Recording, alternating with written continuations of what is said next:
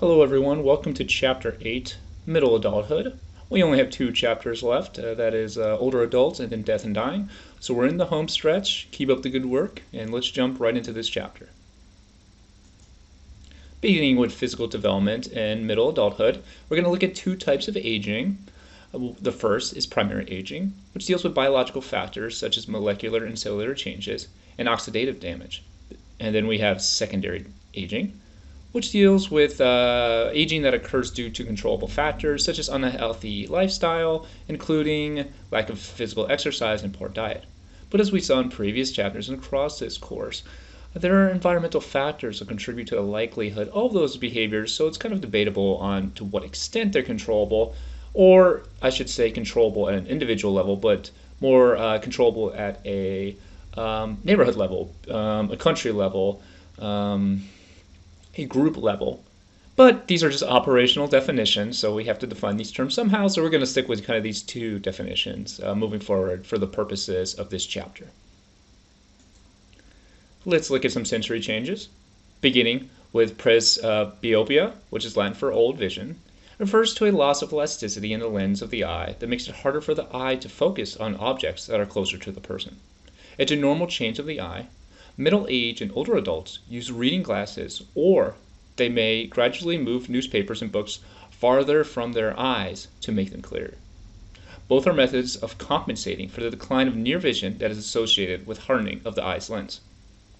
So we're going to walk through multiple sensory changes, and I want to focus on the last couple bullet points really quickly, and we're going to talk more about this in next chapter, but the idea here is, and kind of a little tease for next chapter, is that older adults recognize declines in some areas, so they compensate for it.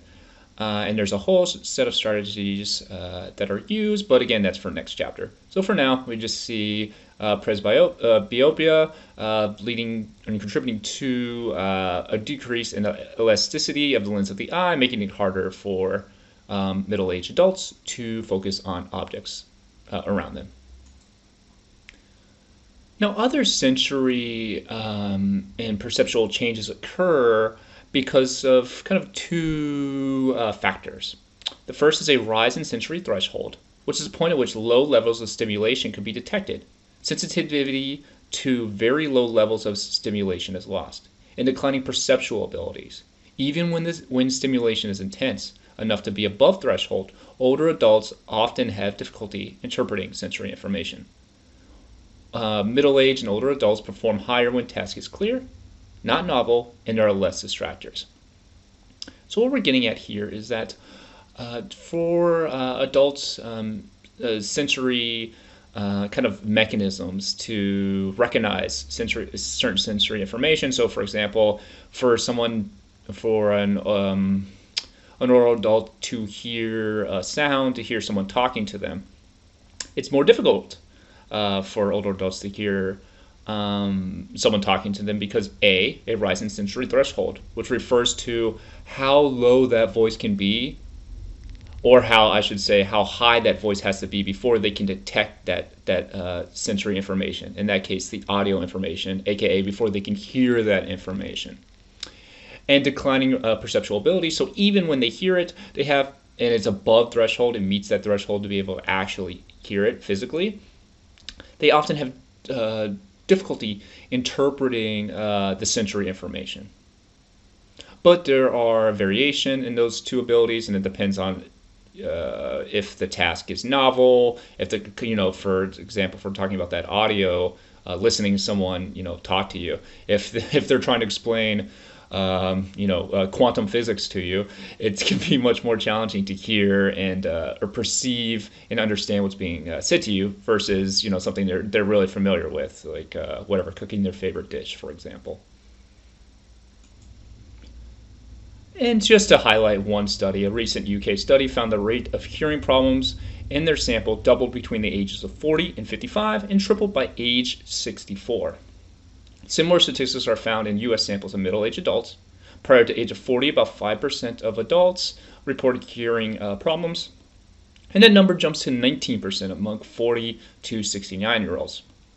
So you see a steady increase in hearing problems with aging across multiple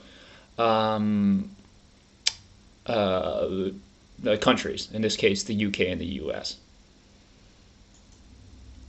Continuing on with hearing problems, hearing impairment is 3 times as prevalent as visual impairment. A majority of individuals older than 65 have at least mildly impaired hearing. Men are suspected to have more hearing loss than women.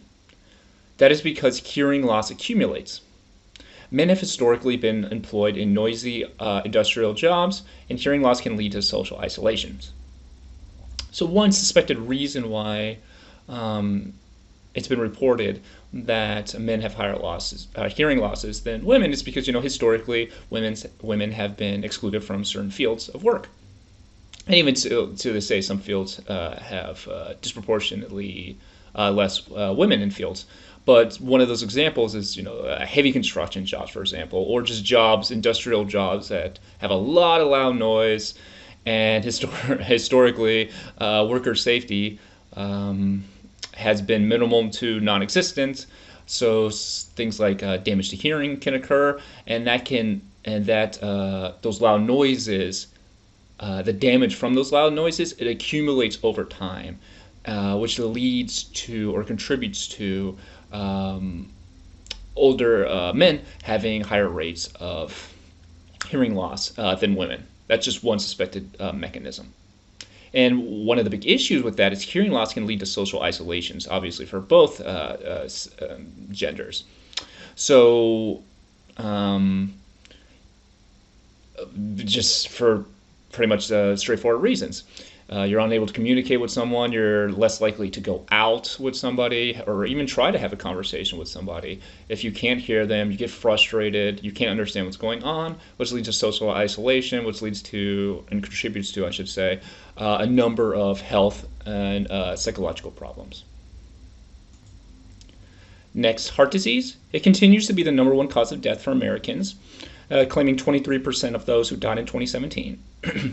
The risk factors include advanced age, sex, family history with increases risk, smoking/nicotine, poor diet, excessive alcohol consumption, and stress. So kind of straightforward factors that we know. Increased age, so literally a biological weakening of arteries and thickening of the heart muscle. The sex having different contributing to different risk profiles at different ages. Smoking, dieting, you can see a lot of these are correlated. Chronic stress, we know that from previous lectures that chronic stress is associated with smoking, drug use, poor diet. So again, that natural covariation, that natural correlation of risk factors occurring, contributing to the likelihood of developing heart disease. Cancer is a collection of related diseases in which the body's cells begin to divide without stopping and spread into surrounding tissues. There are more than 100 types of cancers and is the second leading cause of death for Americans in 2017, accounting for 21% of all deaths. Cancer cells can metastasize, which break from where they first formed, called the primary cancer, and travel through the lymph system or blood to form new tumors in other parts of the body. Cancer can start almost anywhere in the human body. Cancer cells are malignant, and they can invade nearby tissues. When removed, malignant tumors may grow back, versus benign tumors, which do not invade nearby tissues. They can be quite large at times, but when they are removed, they typically do not grow back. Diabetes develops when the body does not control the amount of glucose in the blood. The disease occurs when the body does not make enough insulin or does not use it in the way it should. Insulin is a type of hormone that helps glucose in the blood enter cells to give them energy. In adults, 90 to 95% of all diagnosed cases of diabetes are type 2 diabetes. It usually begins with insulin resistance, a disorder in which the cells in the muscles, liver, and fat tissues do not use insulin properly. 1 in 3 adults are estimated to have prediabetes, and 9 in 10 of them do not know. Without intervention, 15 to 30% of those with prediabetes will develop diabetes within 5 years. And we know that in the U.S., among many populations, Americans typically avoid yearly check-ins. So we would expect, based on previous behavior, that identifying pre-diabetes is really not a great bet. And you can imagine that the people who do not visit the doctor and get their pre-diabetes diagnosis identified are more likely to those to be at greater risk of having or developing diabetes for a whole host of reasons. Poverty being associated with stress, eating poorly, and not visiting a doctor, as well as race. And what are some risk factors for diabetes? Being over 65, obesity, a family history of diabetes, race and ethnicity, physical inactivity, and diet. And on the right, you can see a chart of the different percentages of diabetes diagnosis. And I just grabbed a study, our classic ACEs study, which was looking at, they did a review of, I believe, 38 studies that looked at the association and the links between ACEs and diabetes.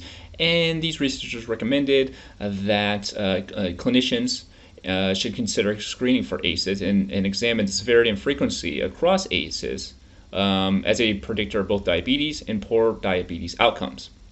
So what they're saying is not only may ACEs contribute to the likelihood of, or be linked to the likelihood of developing diabetes, but the severity of the symptoms may also be associated with adverse child events. Sleep. The majority of Americans may not receive the 7 to 9 hours of sleep recommended, and we kind of understand this, just common knowledge that many people lack sleep or don't get the recommended amount of sleep. In 2013, only 59% of U.S. adults met that standard, while in 1942, 84% did. In 1993, 67% of Americans felt they were getting enough sleep, but in 2013, only 56% felt they received as much sleep as they needed. 43% of Americans 2013 believed they would feel better with more sleep. So you see this shift in sleeping habits of Americans over the last, since 1940, which could be from a lot of factors. Americans working more, Americans possibly being more stressed, and those two things contributing to other family problems, marital problems, etc. What else contributes to a lack of sleep? Well, pain is a contributing factor in the difference between the amount of sleep Americans say they need and the amount they are getting. An average of 42 minutes of sleep debt occur for those with chronic pain, and 14 minutes for those who have suffered from acute pain in the past week. Stress and overall poor health are also key components of shorter sleep durations and worse sleep quality. Those in midlife with lower life satisfaction experience greater delay in the onset of sleep than those with higher life satisfaction. Delayed onset of sleep could be the result of worry and anxiety during midlife, and improvements of those areas should improve sleep. So basically what I was just talking about in the previous slide. Stress and overall poor health. Everybody has those moments where you're laying awake at night, you're worried, you're stressed out, and you can't fall asleep. Well, stress varies by population, or the severity of the stress and the duration of stress varies by population. And then pain, kind of correlated with stress, just being in physical pain, and I should add, mental pain as well, contributing to a lack of sleep for Americans. Why does lack of sleep matter? Well, because sleep deprivation suppresses immune responses that fight off infection and can lead to obesity, memory impairment, and hypertension. Insufficient sleep is linked to an increased risk for colon cancer, breast cancer, heart disease, and type 2 diabetes. It increases stress as cortisol, we've talked about cortisol being released through the HPA, a stress hormone, remains elevated, which keeps the body in a state of alertness, and hyperarousal, which increases blood pressure. Sleep is also associated with longevity. Older adults who had better sleep patterns live longer. So kind of just across the board, you see declines of cognition, physical declines, mental declines, increase in stress hormones that when too much of or too little of can be harmful to a whole host of biological and psychological systems. And ultimately you see it reflected in that sleep is associated with the longevity, how long a person lives. On the other side of the equation is exercise. Exercise builds muscle, increases metabolism, helps control blood sugar, increases bone density, and relieves stress. Fewer than half of midlife adults exercise, and only about 20% exercise frequently and strenuously enough to achieve health benefits. The best exercise programs are those that are engaged in regularly, regardless of the activity. Exercise reduces stress, as I stated. Walking, jogging, cycling, swimming can release the tension caused by stressors. Kind of getting back at a similar point. So the idea here is exercise, good for you. Breaking news, people. And also breaking news, most people are not getting the required amount of exercise as in middle adulthood. And just basically any amount of exercise is positive, and the more exercise you do, as long as it's a mix of muscle building and cardio, is helpful for you. It helps you biologically, and it helps relieve the mental and physical pain associated with stressors, which again we kind of all experience when we operate in our daily lives. Moving on to changing reproductive systems, and beginning with the female reproductive system. PMS is symptoms such as bloating, moodiness, breast tenderness, and headaches. 10% of women experience symptoms which interfere with daily activities. PDD, which is 2 to 3% of women who are diagnosed with symptoms severe enough to disrupt work and relationships. Little premenstrual mood change is found in some studies. Maybe expectations more than hormones. However, there is some cross-cultural evidence. Menopause is the ending of a woman's menstrual periods in midlife. So there might be some expectation effects, there might be some cross-cultural effects, and we're going to get into those more brief in a moment. But there is evidence that symptoms associated with these changes in the female reproductive system are found across cultures, but they vary in the severity and the expectations for aging differs by culture, which we're going to get to in a couple slides. Next, changes to the male reproductive system. Andropause is associated with hypogonadism, which is slowly decreasing levels of testosterone, lower libido, fatigue, and lack of energy, erection problems, memory problems, loss of pubic hair. By 80, men have lost between 10 and 50% of testosterone. They had it 20. But there's not an exact clear link between andropause symptoms and testosterone levels.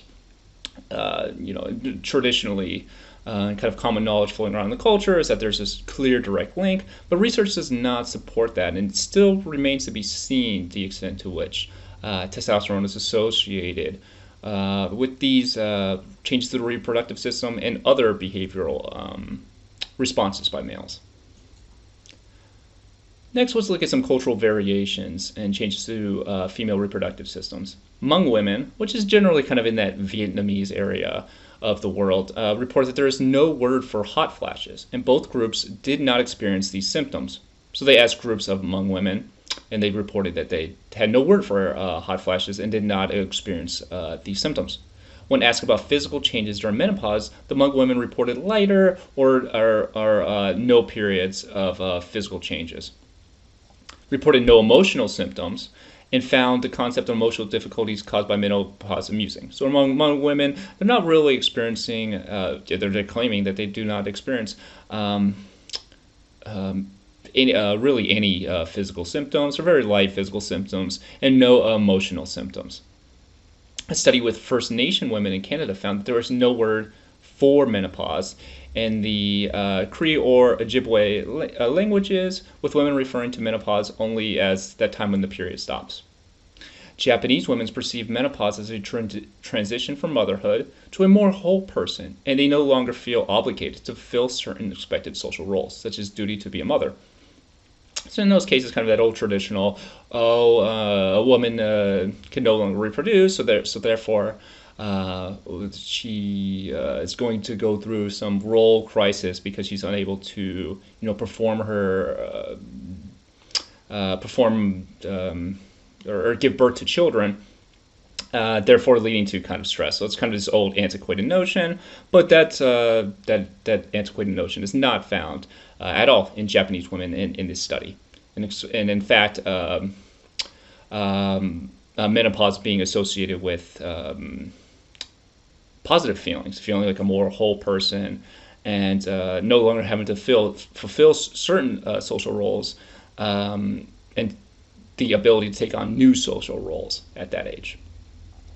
In India, 94% of women said they welcomed menopause.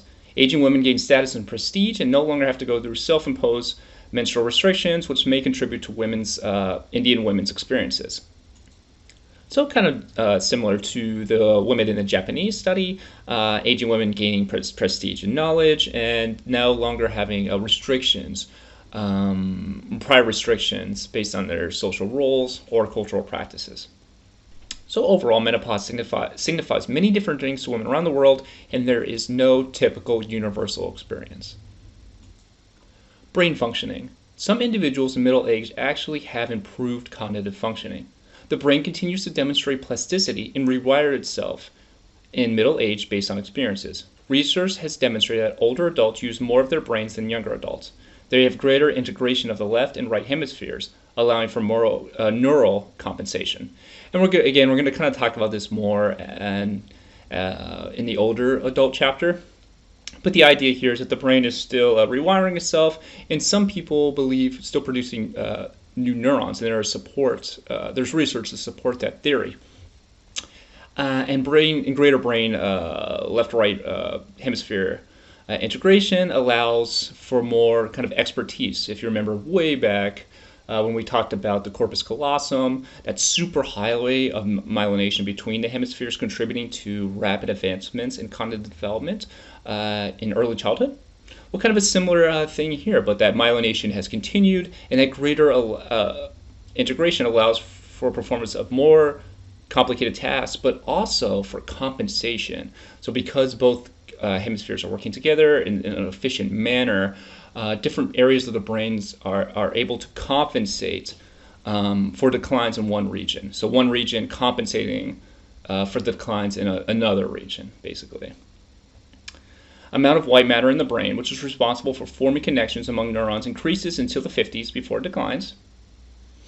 That's going back to the myelination. Emotionally, the middle-aged brain is calmer, less neurotic, more capable of managing emotions, and better able to negotiate social situations. And older adults tend to focus more on positive information and less on negative information than those younger than them. And we see this across the United States, this kind of positivity bias within older adults. And some researchers suspect that positivity bias may contribute to over-trustingness or trustfulness of older adults, leading to them to get ripped off on Ponzi schemes and be taken advantage of. Okay, let's talk about cognitive developments. Some mental abilities decline as the average person ages. And this is kind of the traditional understanding of cognitive decline, but there are other explanations of this cognitive decline. Again, we're going to get into this more next chapter, but there's a cohort effect.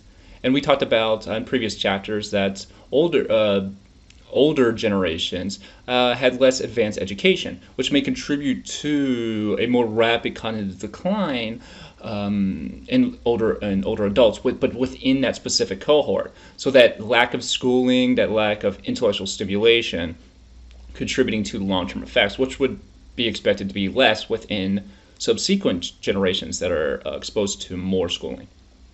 And a lack of motivation. So who cares? Most of the tasks that you're going to take in a psychology study has nothing to do with your everyday life. It's just a bunch of shit like laying on the ground in front of you, and you got to take these tests over and over again. And what is the motivation for an older adult to do that? They don't care at that point. They don't want to do it. Older adults often perform better on tasks they encounter every day. So going back to the idea that they perform better on novel tasks than these kind of abstract circumstances that they really don't ever experience in their everyday lives. Now, one interesting study that I found, and I always find a funny quote, is Capel adults, which are mostly in Liberia, were presented with food, clothing, tools, and cooking utensils, and asked to sort into groups by functional relationship. So the takeaway here is that, and how you should conceptualize this right now, is that researchers present this Liberian tribe, the Capel adults, with tools, clothing, utensils, food, and they say, okay, sort these items into their functional relationships. So food goes with the forks, and clothing, and then tools go with whatever, a piece of wood or something along those lines. And the Capel people could not do it, and they couldn't figure it out. They were just like, I don't know what you're talking about. This makes no sense. And then finally the researcher said, how would a fool do this? And then they said, oh, okay, yeah. And then they correctly sorted it. And the point here is that to measure universal decline is very difficult across cultures, because people have different ways of interacting and cognitively organizing items in this case, but just a different cognitive strategies for interacting with the world. So you should be careful with believing or saying that there is universal declines experienced in older adulthoods because of A, cohort effects, B, lack of motivation, and C, cross-cultural differences with some cultures just not understanding what it is you're asking me to do. And in this case, when the researcher says, how would a fool sort these items, the Capel adults were able to do so. Fluid and crystallized intelligence. Fluid intelligence is the ability to use your mind actively to solve novel problems. The capacity to learn new ways of solving problems, first time we try and solve something, believed to represent pure, raw information processing power. So this is you're presented with a novel problem that you never had interacted with, you've never tried to solve it before, and you're asked to solve it. Versus crystallized intelligence, was acquired through schooling and other life experiences, the accumulated knowledge of the world we gain over time. What is the freezing temperature in Celsius? Spoiler, 0. So that's kind of more like factual information. It's the accumulation of knowledge that we keep over time. And you can see the differences in declines with older adults declining more on fluid intelligence, interacting with those novel circumstances, those unique problem-solving skills, going back to the fact that older adults perform better on familiar tasks than they do on novel tasks. The Seattle Longitudinal study, this is a very famous study, which have tracked the cognitive abilities of adults since 1956. Every 7 years, the current participants are evaluated and new individuals are also added. So they're adding new cohorts, which is, if you remember, we talked about in chapter 1 or 2, and probably 1 and 2. One way to get around cohort effects is to add new cohorts to your study after every X amount of years. Approximately 6,000 people have participated. 26 people from the original group, that is from 1956, are still in the study today. Current results demonstrate that middle-aged adults perform better on 4 out of 6 cognitive tasks than those same individuals did when they were younger adults. So kind of a growth through middle adulthood in performance on these cognitive tasks. Verbal memory, spatial skills, inductive reasoning, that is generalizing from particular examples, and vocabulary increase with age until one reaches their 70s. However, their speed in their numerical computation declines in middle and late adulthood. So if you remember chapter 1, gains and losses. Gains in some domains such as vocabulary, verbal memory, while decline in speed. So you'll typically see older adults take their time on especially on a novel task, but still perform higher or perform well on that task, but they just require a little extra time to complete the task. Tacit knowledge is knowledge that is pragmatic or practical and learned through experience rather than explicitly taught, and it also increases with age. It's the know-how, it's your professional instinct. Referred to as tacit because it cannot be codified or written down. It does not involve academic knowledge, but rather it involves being able to use skills and to solve problems in practical ways. It can be understood in the workplace and used by blue-collar workers such as carpenters, chefs, and hairdressers. So it's that knowledge that you build through kind of just experience, through interacting and within the kitchen, in that barber shop, within that house if you're a carpenter, that you just gain through experience, and that knowledge is pragmatic, it's practical, it's how to perform that task, and it's really not something that you can directly explain to somebody or have it written down in a manual. It's just a tacit, it's understanding that again that you acquire through knowledge, and it's kind of this wisdom through experience within typically within a practical setting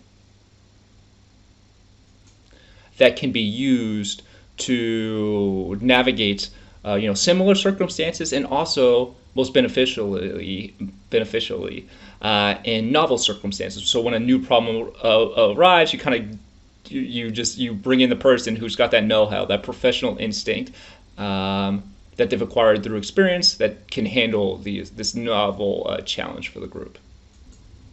Middle-aged adults returning to education.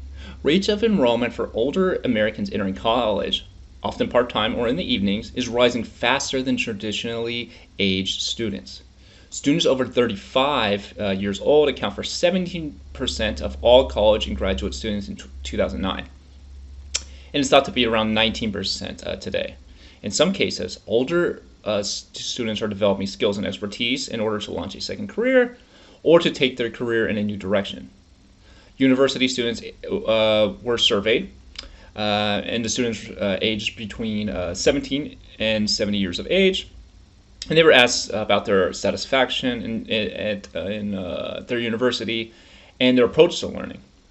Older adults were more independent, inquisitive, and motivated intrinsically compared to younger students. Older women processed information at a deeper learning level and expressed more satisfaction with their education. So kind of the idea here is, if you're going back just to work on your skills, your expertise, and it's not necessarily being, well, I guess it can really be both ways. It doesn't necessarily have to be because of a financial necessity. So therefore these older adults are more likely to be attending universities or colleges due to their own intrinsic motivations. Those inner whatever their inner motivation is to master a new skill, to learn something, just kind of for that pure intrinsic joy of knowing something.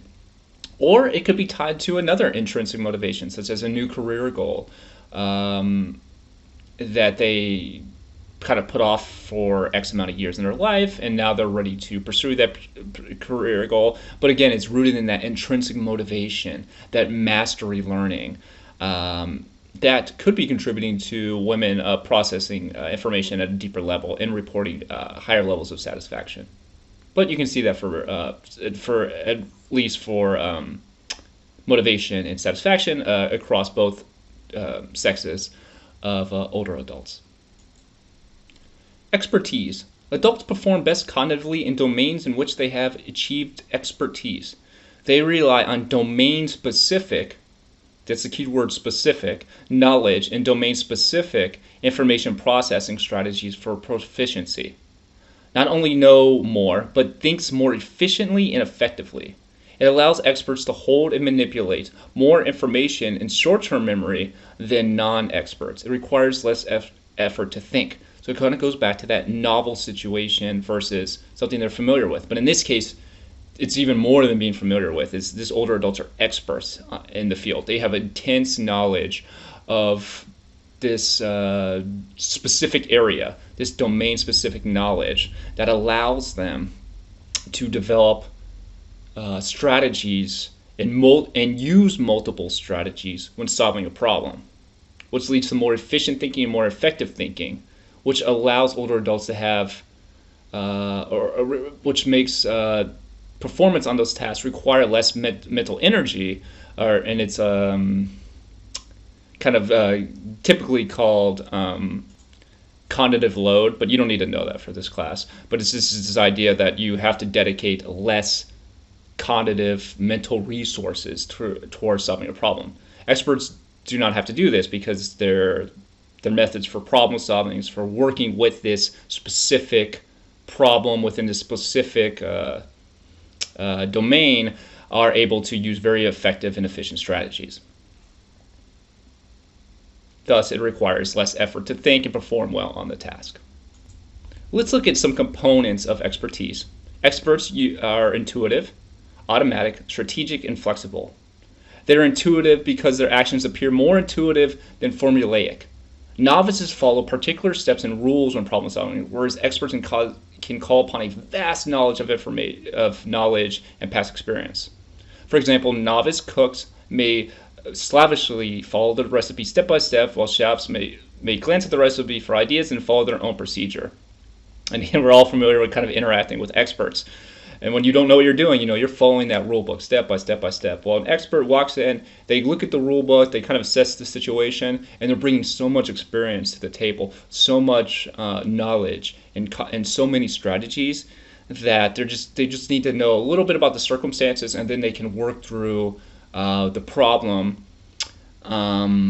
in ways that are familiar to them because it's within their realm of expertise.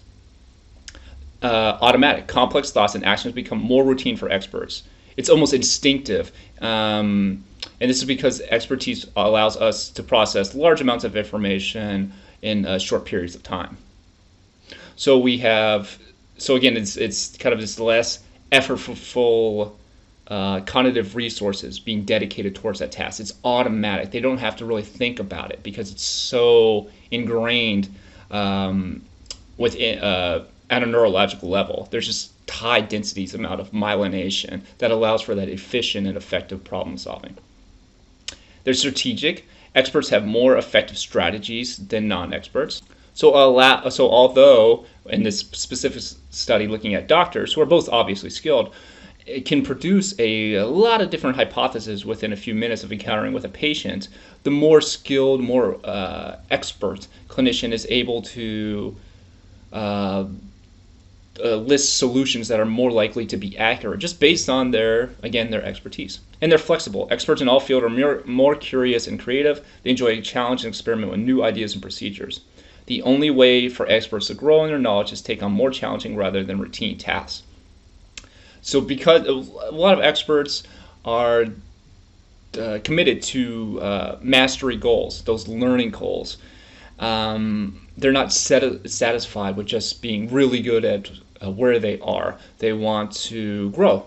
And the only way to grow is to challenge themselves with new ideas, different procedures that are more challenging, which allows for more mastery and more learning, and that's further cements their expertise.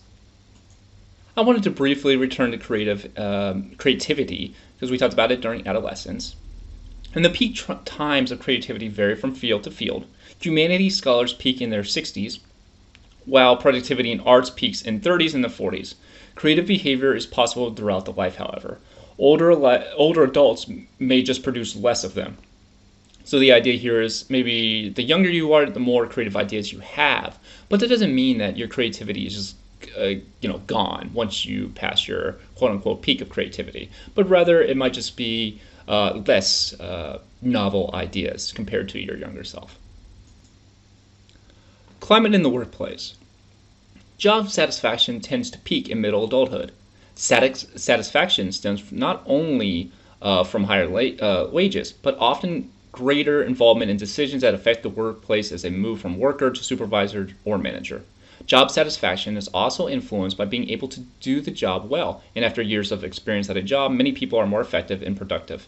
Many adults also lower their expectations and goals.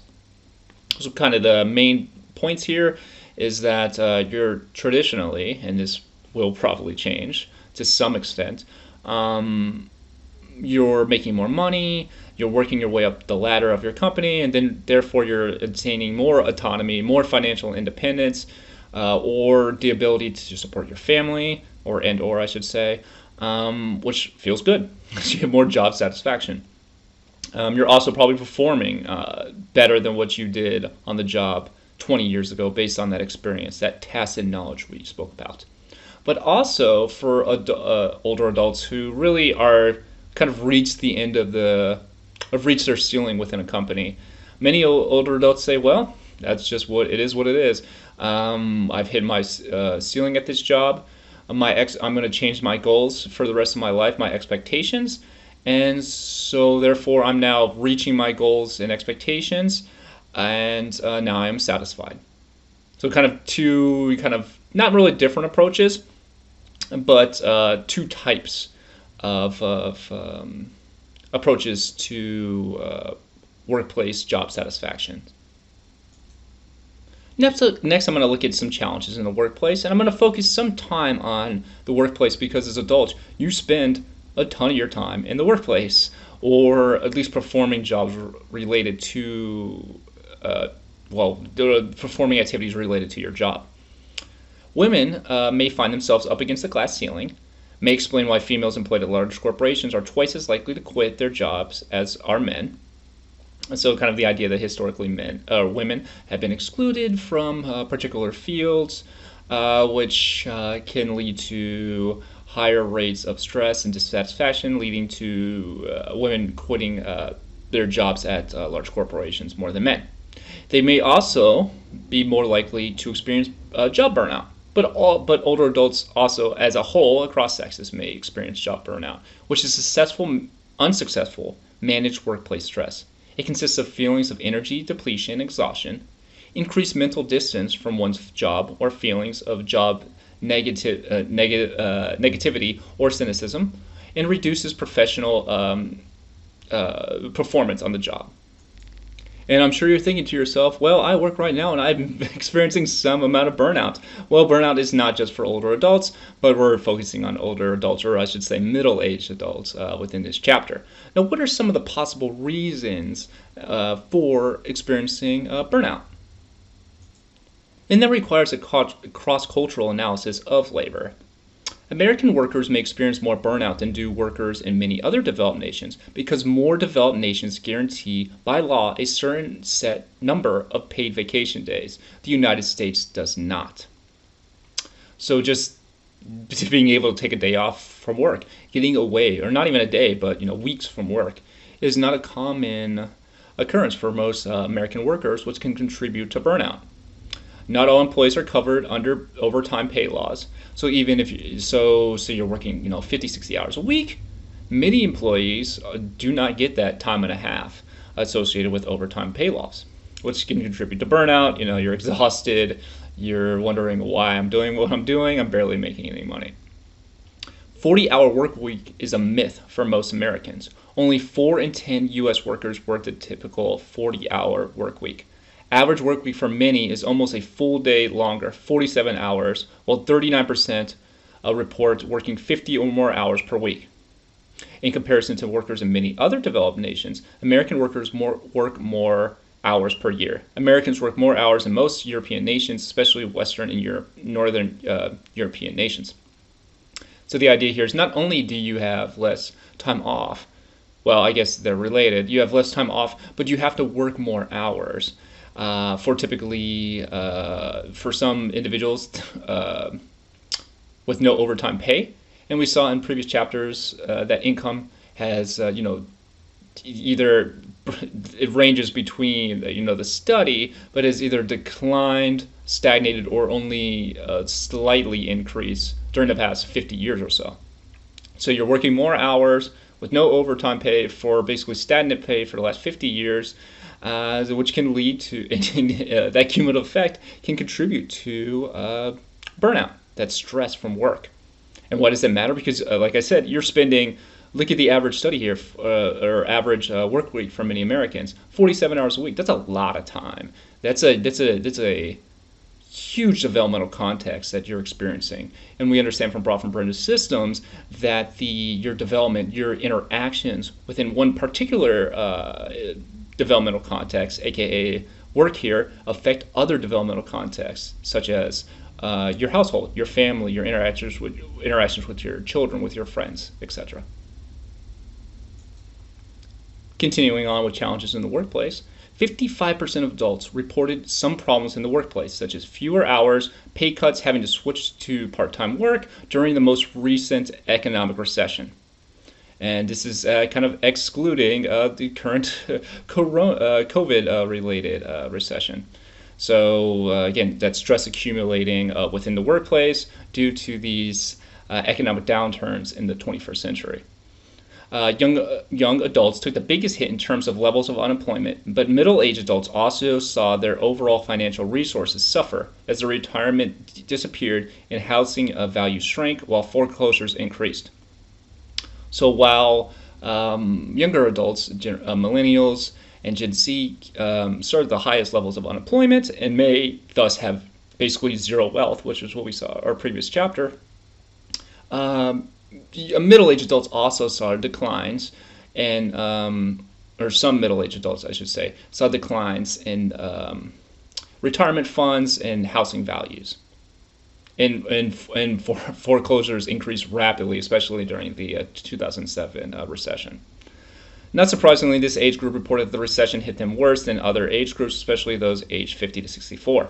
Middle-aged adults who find themselves unemployed are likely to remain unemployed longer than those in early adulthood, which could be due to a whole host of reasons, such as ageism within the workplace, limited opportunities within a particular community, maybe being tied down by more family ties and being unable to move around, which younger adults have less roots within an area and are just able to upend their lives, while older adults are more likely probably to have more roots in an area. So kind of a host of factors contributing to that outcome.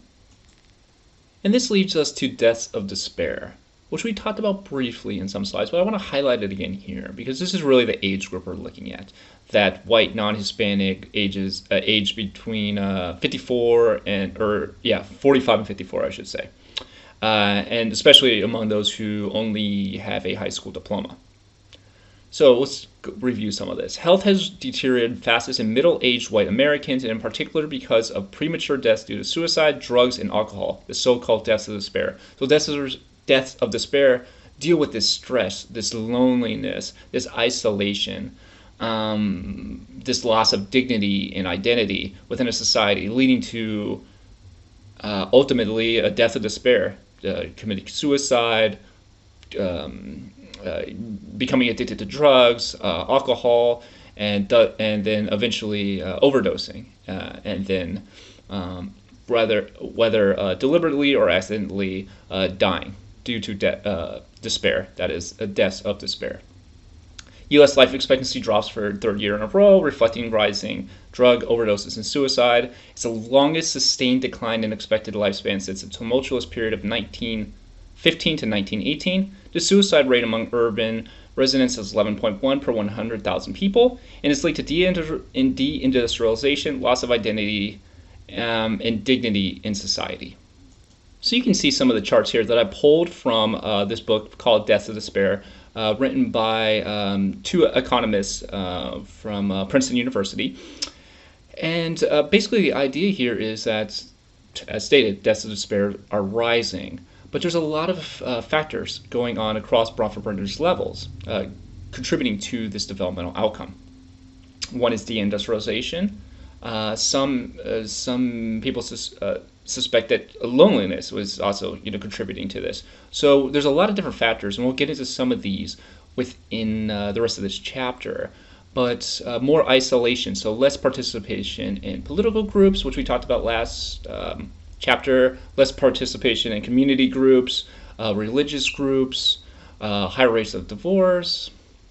All of these things, in isolation may not be particularly good or bad or have strength and weakness to all of it, but when you put it cumulatively together and a decrease in kind of workforce organizing, this or having a traditional workplace, accumulating together, coming together to kind of create a sense of isolation within individuals. And you're seeing it really across the board, but especially among this subgroup, or at least this subgroup is usually a little far ahead of other groups. Then other groups kind of catch up to them. And you can see that in some of the charts. but that collection of all these large factors contributing to this loneliness, this which can contribute to the opioid addiction surge that we saw across the United States. It still goes on to this day, and thus are going to have consequences on developmental outcomes. Leisure. The most common leisure activity in both early and middle adulthood is watching television.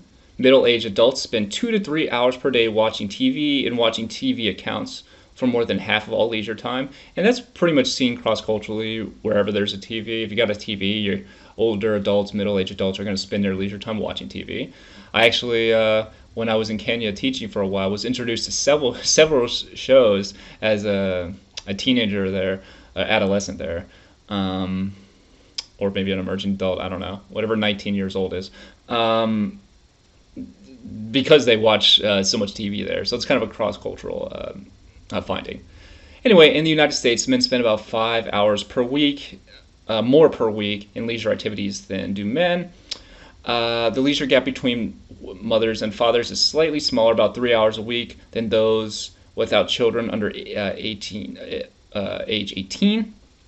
So you see a decline in the leisure gap in middle adulthood, but still a slight leisure gap, about 3 hours per week. And well, not necessarily slight, 3 hours, it's meaningful. Those ages 35 to 44 spend less time on leisure activities than any other age group, more likely to be parents and still working up the ladder of their career, so they feel like they have less time for leisure. So this kind of goes back to that kind of early adulthood, but a little into mid-adult adulthood. People are grinding. They are trying to work their way up the ladder. They may be parents, so they have a lot of obligations, a lot of goals, which contributes to the less leisure activity within that age group. Cultural variance in leisure. Americans have less leisure time than people in many other developed nations. No laws in many job sectors guarantee paid vacation time in the U.S., which we already talked about. Several other nations also provide additional time off for young and older workers and for shift workers. In the United States, those in higher paying jobs and jobs covered by union contracts are more likely to have paid vacation time in the holidays. And you can see this in the chart here.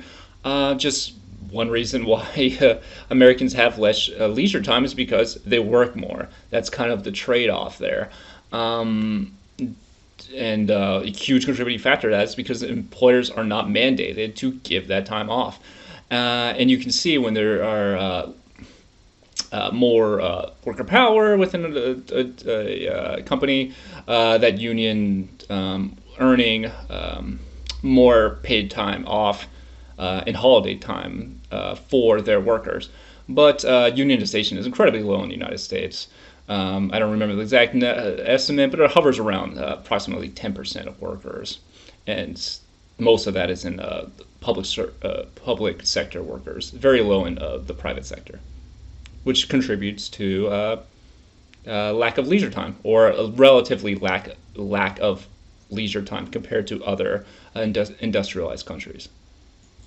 Now, interestingly, 55% of U.S. workers in 2015 did not take all their paid vacation and holiday leave. So even when they have that time off, almost half of workers, in 2015 at least, did not take it. Large percentage of that leave is therefore lost. Many companies do not roll over that leave time to another year. 658 million vacation days, or an average of 2 vacation days per worker, was lost in 2015. What are the reasons most give for not taking time off? Well, the number one reason is that they worry that when they come back, there's going to be a ton of work to do. They're worried that no one else can do their job. And the next reason, they can't afford to take time off. They may not be getting full paid time off or any paid time off. So it's not worth it to take time off. You just got to work. They also report believing basically if they do take time off, they'll seem that they're replaceable because, the company didn't collapse while you were gone, therefore you're replaceable. Since 2000, more American workers are willing to work for free rather than take the time off that is allowed to them. A lack of support from their boss and even their colleagues to take a vacation is often a driving force to forego taking time off. 2/3 reported that they hear nothing, mixed messages, or discouraging remarks about taking their time off. about a third feel they should contact their workplace even while on vacation. So even if they take a time off, which is not most workers, they feel like they got to be in contact with work. So they're really never completely checked out from work among workers in the United States. Psychosocial development in middle age, starting with a midlife crisis. Levinson believed that there is a transition period from age 40 to 45 called the midlife crisis. A person questions his life structure and raises unsettling questions. There's not much support for Levinson's claim that adults universally experience a psychic crisis. Most researchers agree there is a midlife questioning period. That is, in response to life events at a variety of ages, and maybe less common in other countries where youth isn't as emphasized. So kind of the cultural effects of the perceptions of aging contributing to the likelihood or the frequency of questioning where you're going with your life, what are you doing, who are you, kind of thing. So not much evidence for a midlife crisis, but maybe within a Western context, within some groups within a Western context, in the United States more specifically, there's evidence for a questioning period. And we already went into great detail about vocational development, but I just want to highlight that changes such as job loss and unemployment, which can occur obviously from recessions and depressions, and COVID, and pandemics, can threaten an individual's identity, their goals, and lower self-esteem. Job loss is likely to be accompanied by a cascade of other stressors such as marriage issues, moving, and social isolation. And the average man and woman held 7 full-time jobs or training positions between the ages of 18 and 36. So our takeaways here are that job loss can be especially stressful for those with low resources, and because what stresses you in one environment does not remain in a vacuum and not affect you in other parts of your life, they can bleed it over into your family life and your friendships, which can cause marital problems, moving, and social isolation. So we've talked about stress a lot throughout this class, and the book finally brings up this famous study called The Stress of Life, which revealed decades of research on the effects of prolonged stress on the body. Humans are equipped with sensitive physiological systems that respond to stress by kicking our bodies into high gear, leads to physiological and psychological breakdowns. A pattern of response to stress is described, and it is generally called the general adaptive syndrome. And there are 3 stages of adaptation that we're going to talk about. So you should be kind of already primed at this point to understand these 3 stages of adaptation from stress. The first stage is the alarm reaction, which is controlled by the autonomic nervous system. It's unconscious. It is activated and stress hormones are released. Physical symptoms of anxiety appear. This is related to your fight or flight mechanism. So kind of this alarm, like, oh, what I got to do? I got to run from there's a lion. I have to either for some reason attempt to fight the lion, or I'm going to attempt to run. So it's automatic, it's unconscious, and hormones are immediately released. This is done through the HPA axis, which we've talked about multiple times in this class. It biologically adapts you to stress. The hypothalamus receives a signal for fear, releases a hormone that binds to neuroreceptors in the pituitary gland. The pituitary gland then releases a hormone which binds to receptors in the adrenal gland, and the adrenal gland releases cortisol. So that's kind of the process that we've been talking about the entire semester, but this is more of a slightly more in-depth biological breakdown of what's going on within the HPA axis. It is slow, and stress hormones stay in the body for hours. So even though the hormone is released, and say let's say you beat up the lion, you won, but you're still going to have that cortisol coursing through your blood. You're still going to be, those stress hormones will remain in your body for hours, and we've already talked about chronic stress throughout this class.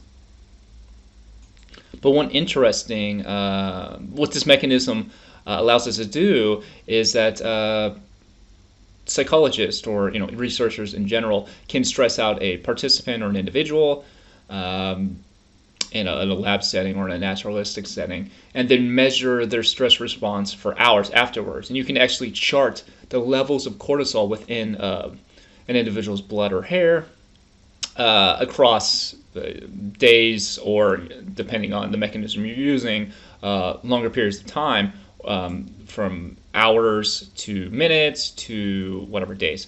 And you basically can chart the levels of cortisol, and that's how you can measure not only just that initial cortisol reaction, but how long it takes for that cortisol to leave the system. And then correlate kind of that trajectory of cortisol activation and leaving your body, and see if that correlates with certain health outcomes. But let's stay on topic and get to the two remaining stages. First is second, I should say, is resistance. After initial rush of stress hormones, conscious decision making, your thinking brain, quote unquote, cerebral cortex, you adapt and find ways to cope with the stressor. And then finally, exhaustion. In prolonged stressors, months, our resistance can break down, can cause physical and psychological damage. So once we get that initial rush, we're running for our lives. Now we're starting to think things through, and we're finding ways to cope and to adapt to that stressor. And then finally, exhaustion, which is prolonged stressors, as I've talked about many times in this course, can cause physical and psychological damage if that a stressor is present for a long period of time. It creates that chronic toxic stress. And then our resistance breakdowns, and we're less able to adapt and find ways to cope with the stressor, thus leaving that stressor more salient, more potent against our biological systems, which can have harmful long-term effects. Social integration describes the number of social roles you have. You can be a daughter, a member of a basketball team, humane society volunteer, coworker, a student. Maintaining these different roles can improve your health via encouragement from those around you to maintain a healthy lifestyle. Those in your social network might also provide you with social support when you're under stress, can include emotional help, tangible help, or advice. Social relationships can have a powerful protective impact on health, and in some cases might even help people with serious illnesses stay alive longer. So we understand that our roles within society allow us to feel good about ourselves. We're contributing to society, we feel good about ourselves.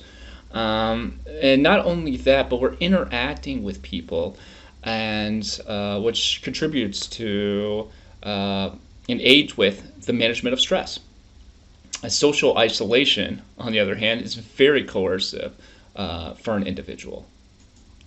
In fact, some studies have found that the impact of social isolation on our risk for disease and death is similar to the magnitude to the risk associated with smoking regularly. That's because humans are ultra-social species. The importance of social relationships for our health is so significant that some scientists believe our body has developed a physiological system that encourages us to seek out our relationships, especially in times of stress. Connections between the number of social connections and the probability of dying in a 9-year longitudinal study, they found that marriage, friends, religious membership, formal/informal group associations was associated with lower mortality rates/depression. So the more memberships you have in those groups, the lower your mortality rate. So that, what is that? A negative correlation. As your affiliation with group goes up, your mortality rates go down, your depression rates go down. And why is that? Because, well, there are many reasons, but one of the reasons we're talking about on this slide is that you have these social relationships, you have these communities of support, which allows you to manage stressors, pull resources together, social, financial, cognitive resources together to navigate the world around you. And it's such a important aspect of human development that many researchers argue that stress response system is kind of acting, stresses you out when you're in social isolation, to try and encourage you to interact with other people, because it's so important to human development. And we've seen that from all the way from Wachowski scaffolding, that sociocultural understanding of development, where elders are teaching younger children how to navigate the world, teaching them culturally specific skills, to all the way to middle-aged adults now we're at in this class, where social relationships are just critical for managing stress and lowering rates of mental health problems.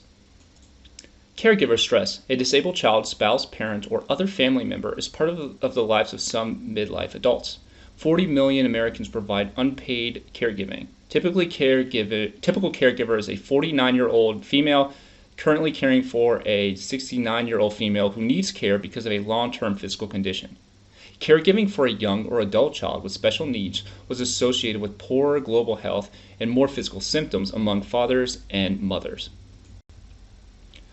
Caregiving stress. A disabled child, spouse, parent, or other family member is part of the lives of some midlife adults. 40 million Americans provide unpaid caregiving. Typical caregiver is a 49-year-old female currently caring for a 69-year-old female who needs care because of a long-term physical condition. Caregiving for a young or adult child, a disabled child, was associated with poorer global health and more physical symptoms among both fathers and mothers. Marital relationships are also a factor in how the caring affects stress and chronic conditions. Fathers who were caregiver identified more chronic health conditions than non-caregiving fathers, regardless of marital quality. A study found that older parents were significantly less likely to experience the negative effects of having a disabled child than younger parents. Age-related weakening of the stress occurred over time. All right, so what are some of our takeaways here? Well, one, let's look at the idea of, going back to our boy Brofenbrenner, macro systems of developmental context. While in the United States, there are far less social welfare programs for disabled children.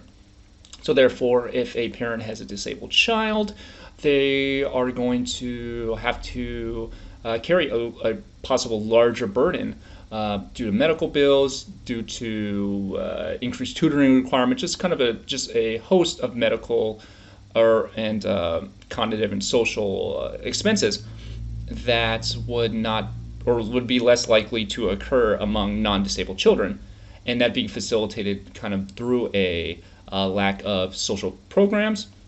And also we see, although there is an American Disabilities Act, and we see all the time that we interact in environments that are inaccessible to disabled individuals. So kind of that stress of navigating a world that's does not consider the needs of disabled individuals, contributing to that stress, contributing to that financial burden, which is potentially harmful to that disabled child, that disabled adult, and the parents of said child and adult.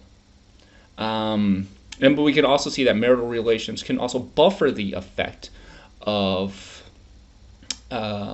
stress and chronic conditions on caregiving stress. So kind of dampening that effect. And then finally, we see that with age, parents acquiring probably more skills of parenting, just understanding the world better, which allows them to navigate the world and manage these stressors in more effective ways, which dampens the effect of stress when having to care for a disabled child compared to younger parents. Just think about a 16-year-old or even a 20-year-old, just having less financial resources, less experience operating in the world, having less experience with disability most likely, leading to and contributing to more stress within that age group. Now looking specifically at spousal care, it can be a positive health effect for caring for a disabled spouse. Researchers evaluated health-related outcomes for 4 groups. So they looked at 4 groups of individuals: spouses with no caregiving needs, living with a disabled spouse but not providing care, living with a disabled spouse and providing care, and helping a disabled spouse while reporting caregiver strain, including elevated levels of emotion and physical stress.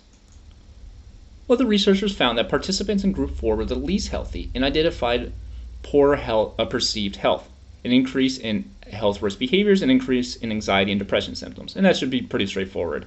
They're literally they're caring for a disabled spouse and they're reporting, hey, I have a lot of stress.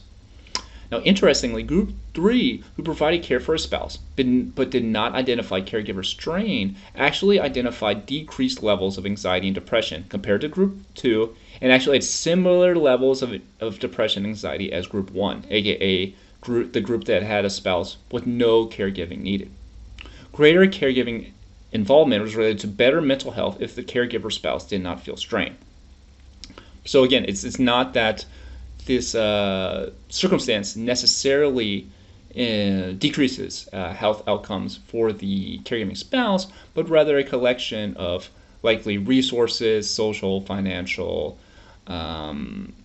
cognitive resources, community-based resources that allow and contribute to the likelihood of mental health problems for a caregiving spouse, and that also has cultural effects. Different cultures have different willingness and and responsibility associated with caregiving. With some cultures, more likely to find that caregiving as just part of development that they identify with, and something that they feel is pro-social, that's valuable to the community, while others are less likely to feel that way, or other groups, I should say.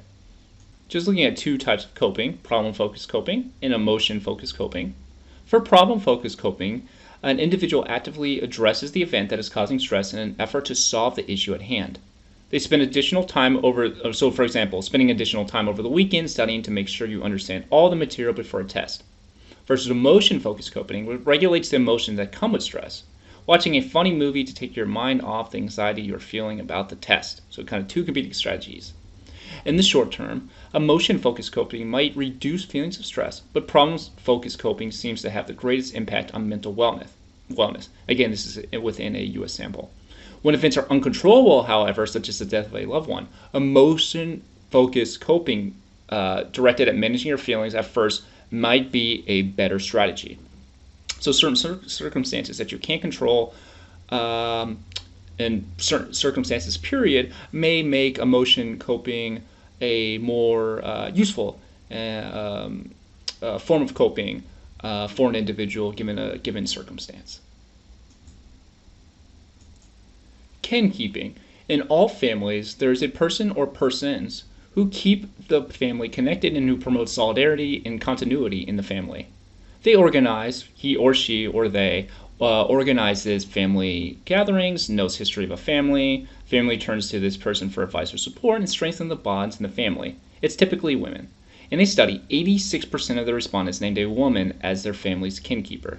Mothers, maternal grandmothers, and paternal grandmothers were more likely to be a family's kinkeeper than were fathers, young adult children, and grandfathers combined. The empty nest. It's a time period where children are grown up and have left the home. The concept of the empty nest syndrome emerged, which refers to greater emotional distress experienced by parents, typically mothers, after children have left home. The idea is a loss of a role.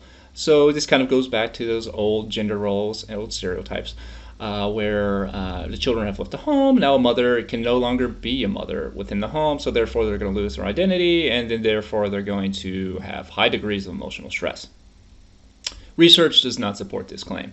Parents react more positively than negatively to children leaving the home. Fewer roles and responsibilities. They report less strain and stress. They have a more opportunity to focus on their marital relationship. And evidence they have done their job as parents. So the idea that a child leaving their home is evidence, okay, I did a good job raising my kid, and now I can focus on other things in my life. So kind of the opposite of kind of what that original stereotype in theory proposed. I find boomerang kids more interesting and more applicable to this current historical era. Young adults who are returning after having lived independently outside the home is the definition of boomerang kids. Many of the same financial reasons that are influencing young people's decisions to delay exit from the home of their parents are underlining their decisions to return home.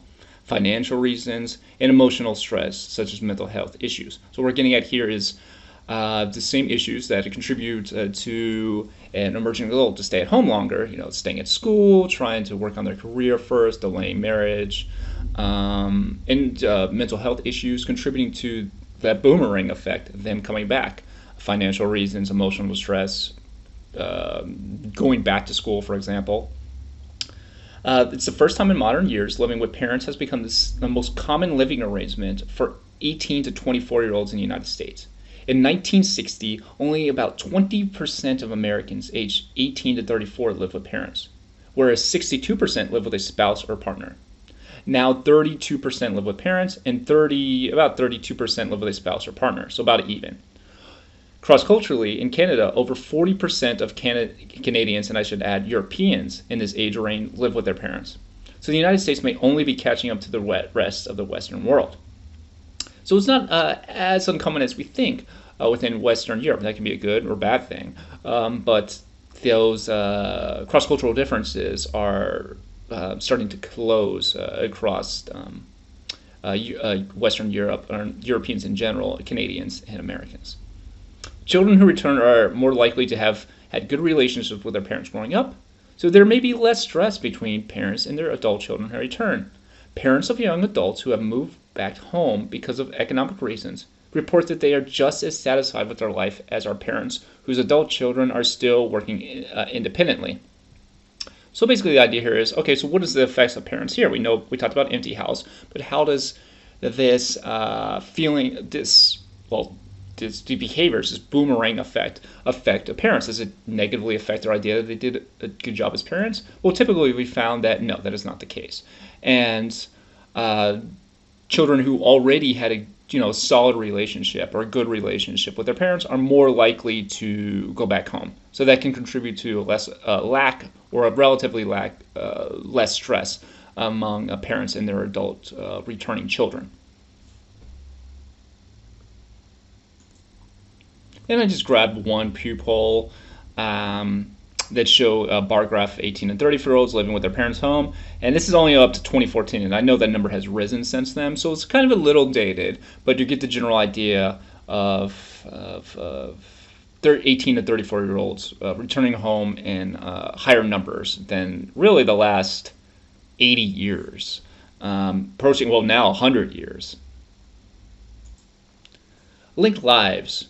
So we talked about children returning home maybe for emotional distress, maybe for due to financial reasons, but trying to attend college. But what about the effects of adult children dealing with personal problems such as alcoholism, chronic health problems, mental health problems, poor social relationships, failing out of school, job problems, even if they are not living at home? Well, it's, as we've talked about in this class, people in important relationships such as parents and children mutually influence each other's developmental pathways. And this is typically referred to as the life course theory of development. And I work with this a lot at the University of Florida. And the idea here is that we have developmental pathways, and these in large-scale traumas or just changes in your life change the trajectory of your developmental pathway. So losing a job, COVID-19, failing a course, becoming addicted to a substance, being arrested, getting a felony, whatever. These change the probabilities of future outcomes occurring. So literally change your developmental pathways. And in the case of parent and children, they both mutually influence your developmental pathways. A study of middle-aged parents and their adult children whose children were dealing with personal problems reported more negative affect, lower self-acceptance, poorer parent-child interactions, and more family relationship stress. More problems the adult child were facing, the worse the lives and emotional health of their parents, with single parents faring the worst. So basically what we see here is that, especially for single parents who have less resources across the board, their children's developmental pathways, the adverse outcomes of their children impacting the psychological outcomes of parents, and especially single parents, who most likely have less protective factors to allow them to successfully navigate through these challenging stressors. Just some other aspects of changing relationships within a family. And looking at marital relationship, the frequency of intimacy decreases, however, the psychological intimacy increases. Happily married couples have more agreeable personalities. Partners' personalities become more similar over time as each partner reinforces in the other the traits that brought them together in the first place. So happily married couples, they came together for whatever reason. They liked particular parts of their personality. Well, over time, happily married couples, as stated here, those traits, those aspects of the personalities that they liked, are strengthened because they make each other happy through those personality traits, and which kind of leads to a more agreeable, happy relationship because originally you like those traits. So the more of those, the more you develop those traits, the happier that couple will be. And we see a decrease of physical of intercourse, but however, a increase in that psychological intimacy, so that deeper connection, relying on your partner for support and understanding them at a deeper level. So kind of it's an evolution of a relationship we see over time. And if you think back to the previous chapters, those Sternberg's theories of love, that's what I'm getting at here, that intimacy, that deeper connection among a couple. Divorced families. Couples at highest risk for divorce are the younger marriage couples in their 20s and their 30s, married for an average of only about 7 years, have younger children, and are poor. Risk factors combine for an unusually high amount of financial and psychological stress, and also typically accompanied by new parental stress. These couples feel their marriages lack communication, emotional fulfillment, and compatibility. So kind of that classic idea of I'm in a really stressed out relationship. So if I add a child to that relationship, it'll make it better. But for those couples with already rocky relationships, on average, it typically just adds some more stress, which increases the likelihood of divorce. Divorce is typically a 1 to 2 year crisis, and divorced adults are at higher risk for depression, psychological distress, and physical health problems. However, there are a lot of factors to contribute to these outcomes.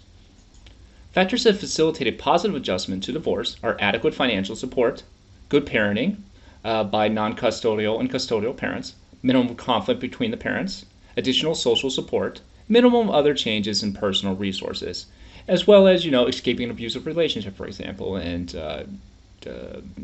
entering into a new positive relationship. So what you're leaving, what you're entering, as well as the dynamics of the previous relationship. And it doesn't have to be abusive, but coming up with shared custody agreements, just having a less adversarial relationship, contributing to positive adjustments, and having more resources, more social support, and more just personal resources, period.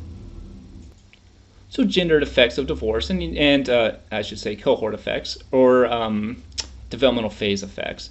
Young adults struggle more with the consequences of divorce than do those at midlife, as they have a higher risk of depression or other signs of problems with psychological adjustment. And that could be for a whole host of reasons. They may be bringing kind of a predisposition towards depression, to the table prior to marriage, and then a marriage going poorly, and then a divorce kind of leading to an increased likelihood of depression, for example, versus older adults who have more just resources, more wisdom, more ability to navigate these complex situations, contributing to the decrease in the likelihood of depression, for example, and a higher increase of positive psychological adjustment.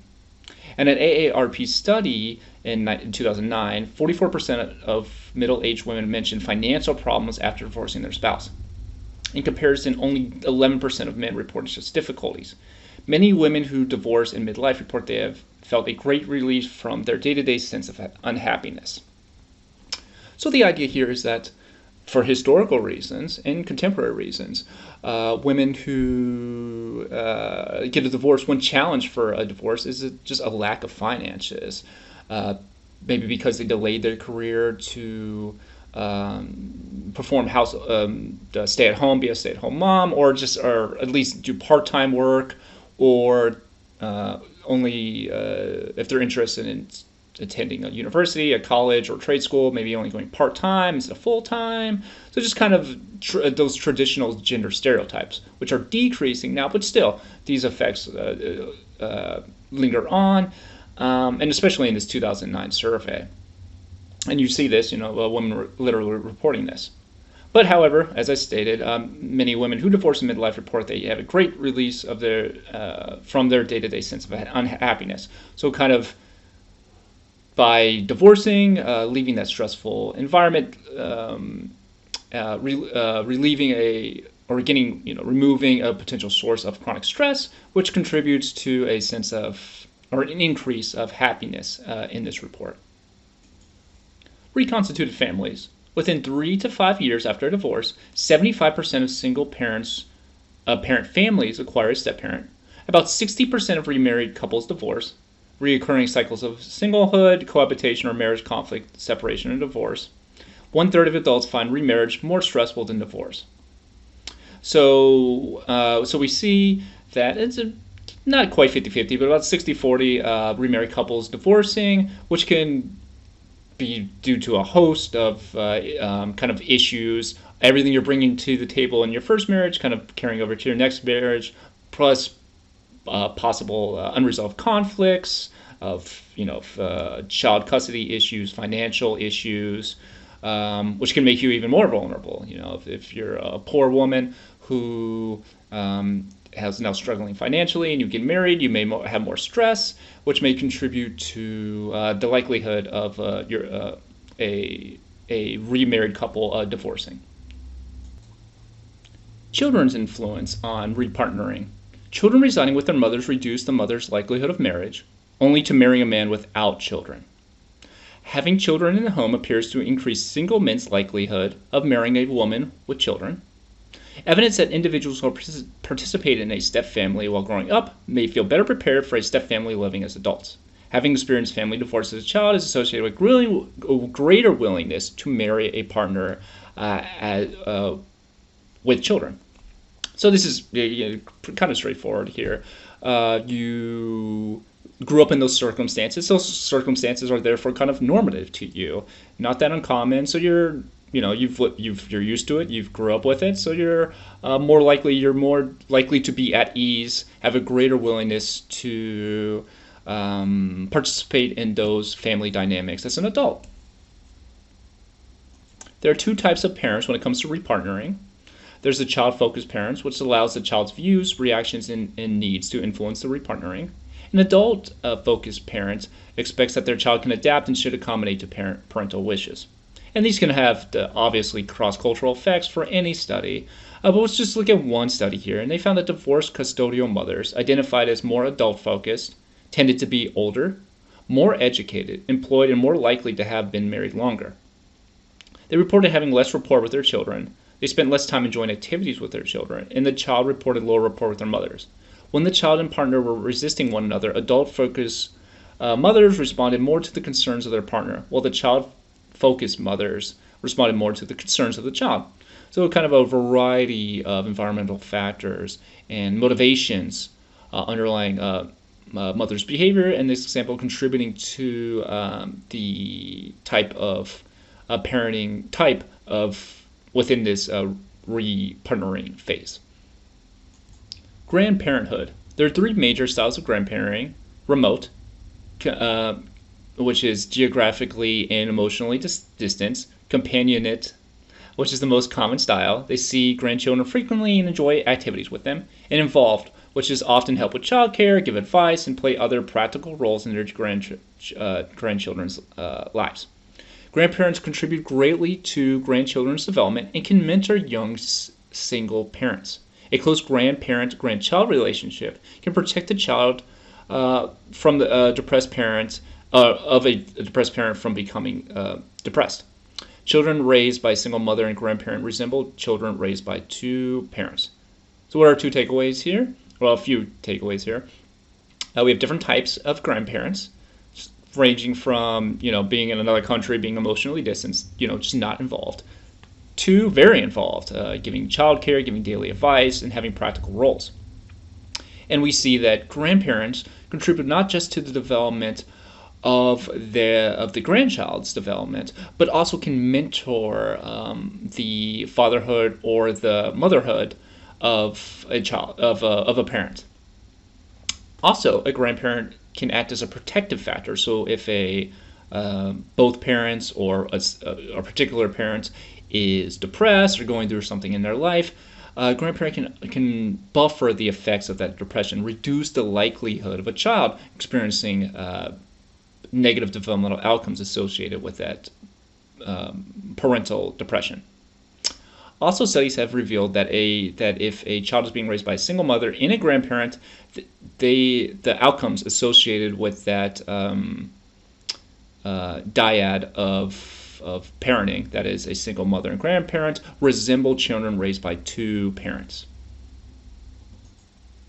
Let's talk about adult kind of peer relationships, their social relationships. The size of adults' social network is not as important as whether it includes a confidant, a spouse, a relative, or friend to whom the individual feels especially attached to. Men are particularly dependent on their spouses. Benefits of having a confidant include increases in life satisfaction, physical health, cognitive functioning, and longevity. The benefits when having interactions are rewarding rather than stressful. And social support benefits all kinds of systems that we've already talked about. So let's look at some kind of key takeaways here. That is that men rely on their spouse, are particularly dependent on their spouse, I should say, for to be a confidant. They typically have less friends and are more socially isolated, so they need and depend on their wife traditionally for the benefits of being a confidant. And also, when considering a confidant, you have to consider, is that confidant, that relationship, is it healthy? So if that confident relationship between two individuals is is just stressful, you're really not getting anything out of it. It actually can be harmful. But if that confidant relationship is positive, an individual will benefit from that relationship, obviously, across multiple domains of development. Internet friendships, another interesting recent phenomenon. Back in the early days of the 2000s, was even a little before that. I was taught growing up. You're gonna talk to someone online, and then they're gonna kidnap you or something. But obviously, just completely different era now of social media. But so it's important to look at the psychological outcomes associated with internet friendships. Virtual relationships are often as intimate as in-person relationships, and sometimes they're even actually more intimate. This can be especially true for those individuals who are more socially anxious and lonely, as such individuals are more likely to turn to the internet to find new and meaningful relationships, which obviously can be good and bad things. Internet is everything. You can find positive social relationships, or you can stumble on very negative, antisocial groups of individuals and their ideas that can just send you spiraling down a developmental path that is harmful to potentially you and your family or your community. A study found that people who have a hard time meeting and maintaining relationships due to shyness, anxiety, and lack of face-to-face social skills, the internet may provide a safe, non-threatening place to develop and maintain relationships. For autistic individuals, the internet facilitated communication and relationship development with others, which would have been more difficult in face-to-face contexts. Authors conclude that internet communication could be empowering for those who feel frustrated with communicating face-to-face. So this is kind of an interesting dynamics of the benefits, the possible benefits, I should say, of online relationships. Being more intimate, being especially useful for individuals who are anxious and lonely, but also we all know that the anxious, lonely individuals communicating online can lead to poor developmental outcomes as well. So it's really not necessarily the technology being used, but the relationships that an individual develops online, which can contribute to those relationships being beneficial to that individual or negative. And research finds that it's especially helpful for individuals who are shy and anxious. I wanted to return to Kohlberg's stages of moral reasoning. We haven't really checked in on Kohlberg in a while. And just to review, moral growth progresses through 3 broad moral levels, according to Kohlberg. There's the pre-conventional level, the conventional level, in the post-conventional level. For Kohlberg, pre-conventional level dealt with rules that are external to yourself rather than internalized, so I'm going to be punished. Conventional rules, you internalize those rules, so you say, oh, if I do that thing, society is going to collapse. I've internalized the rationale for the rules, or that the rules exist and I should therefore be doing it, maintaining these rules because it's important for my community. Versus post-conventional morality, which is individual defines what is right in terms of broad principles of justice. So it's more abstract. It's kind of these universal ideas of what is just, what is right, what is wrong. And again, to continue the review of Kohlberg's theory, children think about hypothetical moral dilemmas primarily in a pre-conventional manner. So if I punch my little brother, I'm going to get punished. I'll lose my PlayStation 5 for a week. Adolescents adopt a more conventional mode of more reasoning, and minority of adults shift to post-conventional perspective. So the likelihood of achieving post-conventional morality is highest as adults, but it's still a minority. Longitudinal found that at most, out of 6 30-year-olds use post-conventional reasoning. And I debated where to put this in our within our class lectures, but I think this is probably the right approach, right in middle adulthood, to include cross-cultural studies of morality. And I wanted to talk about the principle of equity and a kind of principle of distributing resources within a given country, within a given community, and how that relates to morality and how there's cross-cultural variation in it. So the principle of equity does appear to be a dominant form of redistributing resources in the West. It's based on an individual's contributions. So for example, it's common for Western companies to compensate their employees in part by basing their salary on performance and achievements. So that's what the equity principle here is. You're putting in X amount of work, therefore you get X amount Y amount of salary, and earn certain achievements or certain performance reviews based on the this principle of equity. That is, your individual contributions. Is this idea of meritocracy. Versus in much of the rest of the world, and in industries in the West that have a more collectivist base through the power of labor unions, so higher kind of levels of labor unionization, in countries with higher levels of labor unionization, I should say, distributive justice is maintained more by applying the principle of equality, that is, sharing resources equally among the group. Equality tends to be preserved within a certain range of constraints, such as one's age or official credentials. So, for example, all employees might get the same size raise each year, but those who have been at the company longer have received more raises, and therefore their total compensation is greater. Seniority system weakens the link between inputs and outputs, but harmonious relationships in the workplace are protected because of a lack of competition. So the idea here is, and they were talking, that study was mostly about East Asian countries.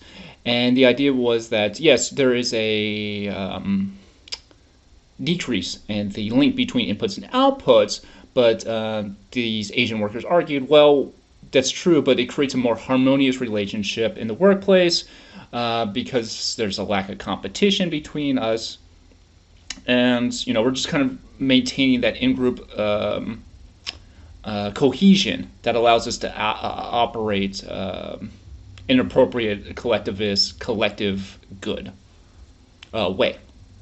So the constraints, so there's a constraint basically on distributed justice when implying the principle of equality, mostly in age groups and official credentials, leading to differences in pay, differences in the amount of merit applied to certain individuals. So even though an older adult may be, technically less productive, them still being paid the most at the company because they've just been around so long. You're getting that same bump raise every year. So if you've been at the company 50 years, you're going to have a higher salary than a 30-year-old by default. And then plus those East Asian workers say, well, our productivity is still extremely high, so it's not even hurting our productivity, but we're maintaining that harmony.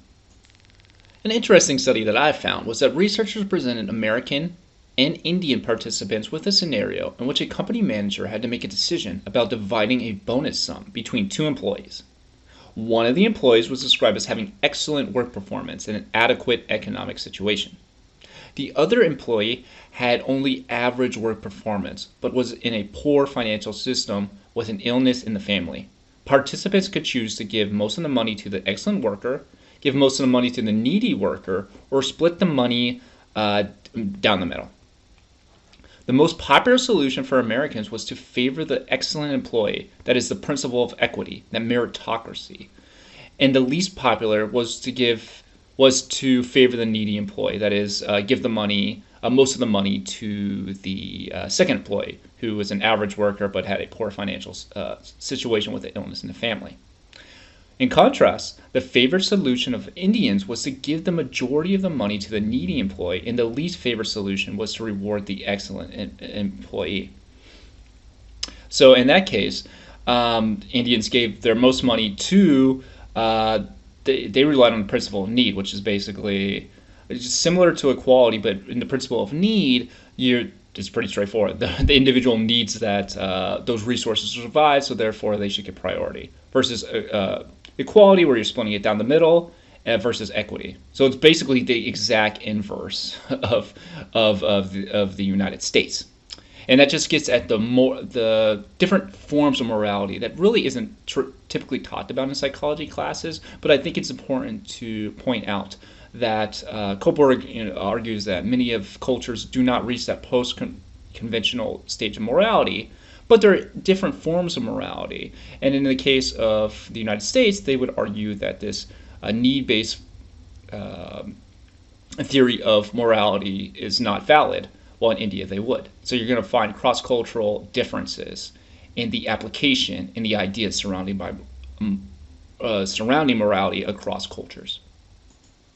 Our last topic before we reach our COVID wrap-up is religion and spirituality. Religiosity is referred to as engaging with a formal religious group's doctrines, values, traditions, and co-members. Spirituality refers to an individual's within themselves, psychic sense of connection with something transcendent, which exists apart from and not limited by the material universe, and the subsequent feelings of awe, gratitude, compassion, and forgiveness. Now let's look at some of the developmental outcomes associated with religion and spirituality. Religiousness and spirituality may be especially beneficial in late adulthood, linked to having a sense of meaning and purpose in life, and can provide participation in a caring community. So kind of just as straightforward that you see with any kind of community, just interacting with more people, pulling resources, contributing to positive outcomes. But interestingly, we've seen after kind of a big bump in religious church attendance, a decline in church attendance for about the last 20 years. So I just find it interesting how those group memberships, that community participation, what they will be replaced with, from going from 47% to 70%. Where do those people go? How do they interact with their community, or are they not interacting with their community? And could that be contributing to increased feelings of loneliness or stress within particular groups within this country? And finally, cultural variation in religion and spirituality. 83% of women in 84 countries examined by Pew identified with a religion, compared with 80% of men, so slightly more women. 97 million more women than men identifying with a religion. There are no countries in which men are more religious than women by 2 percentage points or more. So they're basically what they're getting at here is that there are countries where men are more religious than women, but if they are, it's much closer. It's within 2 percentage points. So aka they're almost even. Among Christians, women reported higher rates of church attendance and higher rates of daily prayer. Muslim women and Muslim men showed similar levels of religiousness, except frequency of attendance at worship services. Because of religious norms, Muslim men worshipped at a mosque more often than Muslim women, and Jewish men attended a synagogue more often than Jewish women. And finally, our COVID breakdown for middle adulthood. The risk of severe COVID-19 illness increased sharply with elevated body mass index. Being obese and being infected with COVID-19 tripled a person's chance of being hospitalized. A researcher reviewed more than 236,000 COVID-19 patients and found that close to 34% of those who survived the virus were diagnosed with a neurological or mental health condition within 6 months of the initial infection. Those who survive COVID-19 have a higher risk of those conditions than those who recover from a severe case of the flu, which is basically evidence that COVID-19 is entering the brain and having neurological effects. Many low-paid workers without much retirement savings were forced out of their jobs with little prospect of finding a new employment. Workers aged 55 to 64 without a college degree retired at a 5% faster rate than those with a college degree. This increase in unplanned early retirements demonstrates the increasing inequality among baby boomers, as older black workers without a college degree were especially more likely to retire earlier than planned. Significant cuts in Social Security benefits result if one leaves the workforce before the worker retirement age, and unplanned retirements can lead to downward mobility for those workers. So what we're getting at here is that if you're already in a low income situation, you have low wealth, and you retire early, you're going to receive less Social Security benefits. So those benefits that you were depending on for retirement are going to be less. So you're going to see, so that could theoretically and should lead to an increase in the gap between individuals, low-income individuals, and high-income and low-wealth, I should say, individuals and high-wealth individuals within the baby boomer generation, because individuals who were going to rely on Social Security benefits ultimately receiving less, and those who retired who did not have to rely on Social Security benefits, they're going to be more likely to be fine. So you're going to see that it's suspected that there will be an increase in wealth inequality among those groups within that cohort, which can lead to a host of future developmental challenges. All right, everyone, on that positive note, thank you for watching this week. I hope you have a great week, and I will see you for our final age group, older adults, next week. Thank you so much. Bye.